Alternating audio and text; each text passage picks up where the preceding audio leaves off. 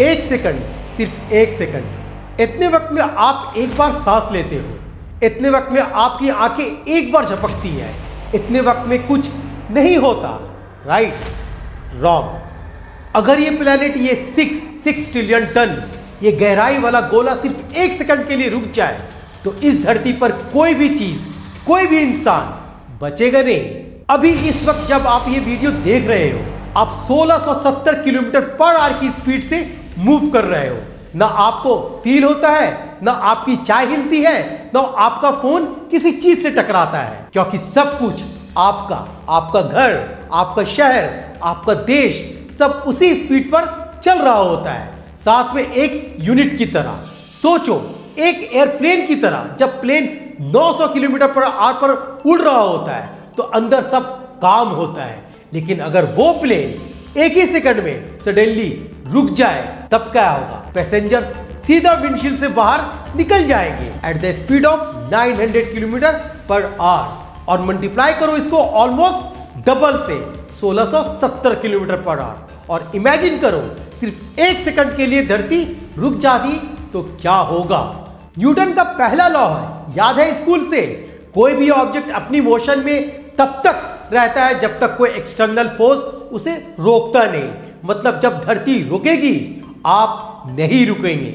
आप, आपका घर, आपकी गाड़ी, सारी समुंदर, पूरी एटमॉस्फेयर सब 1670 किलोमीटर पर आवर की स्पीड से पूरब से लेकर दक्षिण तक उड़ना शुरू हो जाएगा। 1670 kilometre supersonic speed, super travels at the round of 1235 kilometre per hour. मतलब आप साउंड से भी ज्यादा उड़ रहे होंगे और आपको पता भी नहीं चलेगा, क्योंकि पहले सेकंड में ही सब कुछ खत्म हो जाएगा। चलिए रियल टाइम में चलते हैं। सेकंड 0, धरती रुकती है, आप अपनी जगह खड़े रहते हैं, लेकिन आपका बॉडी इनर्शिया की वजह से 1670 किलोमीटर पर आवर के ईस्ट की तरफ हर्ल होता है।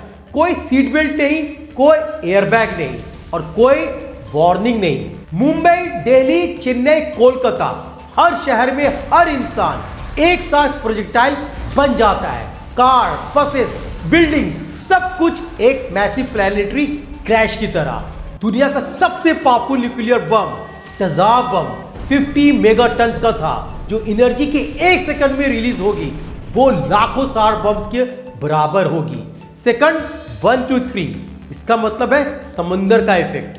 दुनिया के सारे ओशंस जिनमें trillions of tons of water है वो भी इनर्शिया फॉलो करते हैं। अटलांटिक, पैसिफिक, इंडियन ओशन सारी वाटर मासेस के साथ ईस्ट की तरफ सर्ज करती है। जो सुनामी 2004 में आई थी जिसमें 2,30,000 लोग मारे गए थे, उसकी वेव्स 30 मीटर ऊंची थी। वो एक नॉर्मल अर्थक्वेक की वजह से था। ये वेव्स कोई भी एस्टिमेट नहीं कर सकता। 100 ऑफ मीटर्स, 1 सेकंड में तीनों तरफ से ग्लोबल मेगा सुनामी।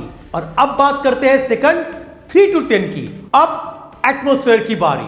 एटमॉस्फेयर सिर्फ सरफेस के साथ 1670 किलोमीटर पर आवर पर घूम रही है, वो भी रुकी नहीं है। पूरी दुनिया में इक्वेटर के 42 डिग्री नॉर्थ और 42 डिग्री साउथ के बीच, जो कि दुनिया का 85% पॉपुलेशन है, सडनली सुपरसोनिक विंड्स चलनी शुरू हो जाएंगी।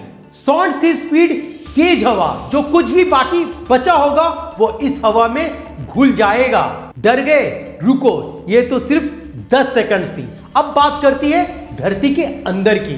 ये सब कुछ ओशंस का शिफ्ट, एटमॉस्फेयर का talk, billion of tons of material का सडन डिस्प्लेसमेंट, ये सब टेक्टोनिक प्लेट्स पर एनॉर्मस स्ट्रेस डालेगा। 2011 में जापान में 9.0 मैग्नीट्यूड अर्थक्वेक आई थी। उसने धरती की रोटेशन सिर्फ 1.8 माइक्रोसेकंड स्लो कर दी थी।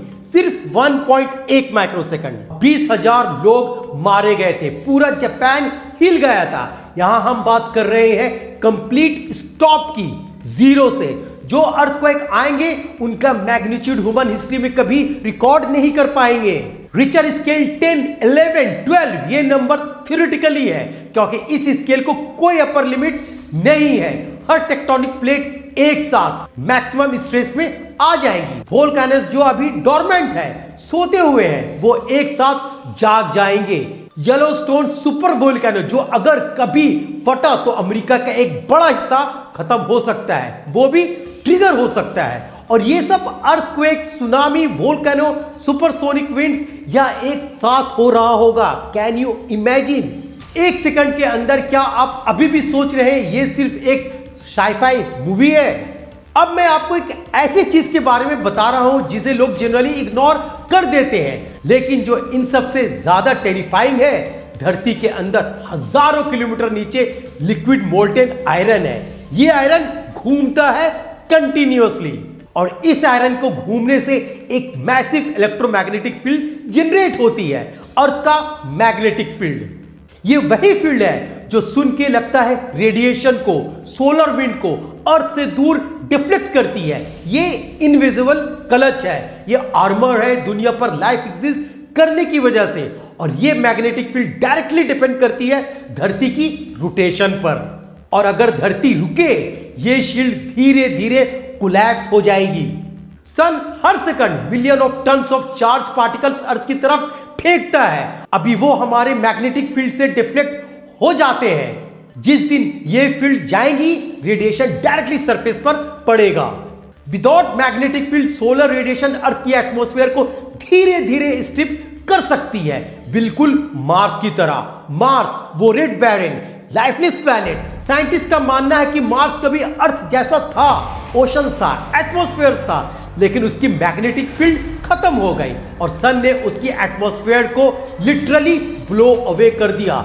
धरती की रोटेशन सिर्फ एक मूवमेंट नहीं है, ये एक लाइफ सपोर्ट सिस्टम है। अब मान लो कोई मिरेकल होता है, कुछ लोग बच जाते हैं बंकर्स में, पहाड़ों पर, कहीं जमीन के नीचे, और उन्हें फेस करना होगा ऐसी दुनिया जो रिकॉग्नाइज भी नहीं होगी।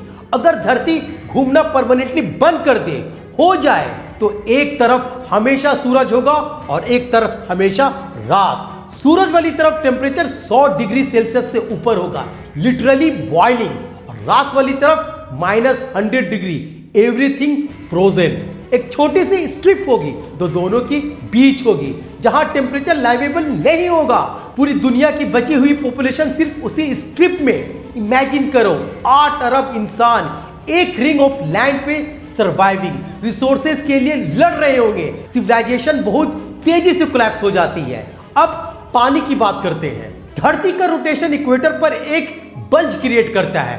पानी वहां ज्यादा सेंट्रीफ्यूगल फोर्स से आता है। अगर रोटेशन रुके या पानी पोल्स की तरफ फ्लो करना शुरू हो जाएंगे। Coastal cities Mumbai, Chennai, New York, London, ये सारी सिटीज डूब जाएंगी। डिपेंड करता है लोकेशन पर। जीपीएस, इंटरनेट, बैंकिंग, एविएशन सब कुछ सैटेलाइट पर डिपेंड करता है।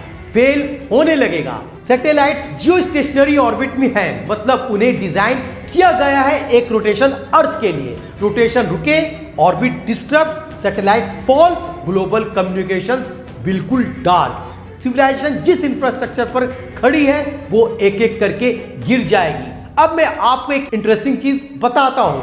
फिजिशियंस कहते हैं इस तरह का सडन स्टॉप नेचुरली इम्पॉसिबल है। इतनी एनर्जी चाहिए होगी, एक मार्स साइज प्लैनेट्स को धरती से टकराना होगा, और तब भी धरती सरवाइव नहीं करेगी। तो इसका मतलब यह हुआ कि हम सब सेफ हैं। नहीं, क्योंकि स्टोरी यहां खत्म नहीं होती।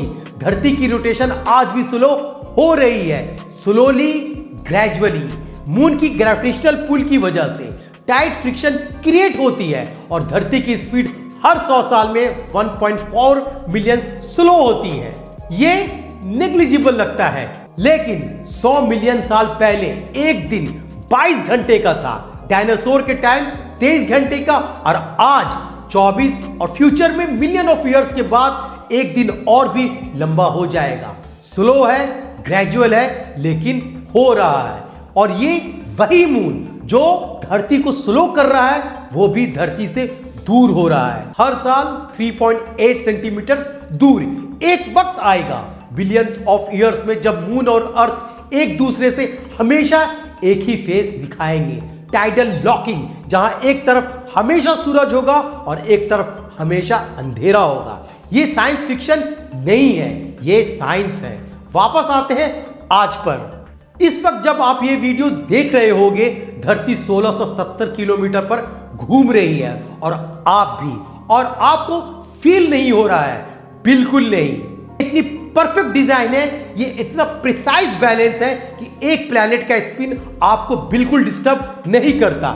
लेकिन अगर ये स्पिन सिर्फ 1 सेकंड के लिए रुक जाए तो वो बैलेंस यूनिवर्स को इतनी खामोशी से, इतनी परफेक्शन के साथ काम कर रही है कि 1 सेकंड में सब खत्म। हम सोचते हैं कि हम इस धरती पर मालिक हैं, हम सोचते हैं कि हम नेचर को कंट्रोल करते हैं, हम डैम्स बनाते हैं, रॉकेट्स बनाते हैं, एआई बनाते हैं, लेकिन सच ये है हम एक स्पिनिंग रॉक पर बैठे हैं जो सिर्फ इसलिए जिंदा है क्योंकि उसके अंदर मोल्टेन आयरन घूम रहा है, क्योंकि एक स्टार 15 करोड़ किलोमीटर दूर हम पर शाइन करता है, क्योंकि एक मून ठीक उतनी डिस्टेंस पर है टाइड्स कंट्रोल कर सकता है, क्योंकि ग्रेविटी ठीक इतनी है कि एटमॉस्फेयर होल्ड कर रहा है, क्योंकि एक सिंगल कॉस्मिक एक्सीडेंट ने 4.5 बिलियन साल पहले ये सब एक साथ सेट कर दिया। इतने नाजुक बैलेंस पर यह जिंदगी टिकी हुई है और हम आपस में लड़ते हैं, चीजें बर्बाद करते हैं, प्लैनेट को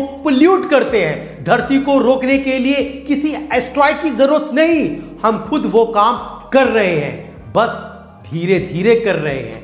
ये वीडियो अगर सिर्फ एक चीज करवा सकता है तो वो ये है, आज रात जब आप बाहर निकलो, आसमान देखो और 1 सेकंड के लिए सोचना, ये मिरेकल मुझसे भी ज्यादा पुराना है, मुझसे भी ज्यादा बड़ा है और शायद मुझसे भी ज्यादा नाजुक। मैं हूं शारिक। हम यहां इसलिए आते हैं क्योंकि समझना ही सबसे बड़ी ताकत है।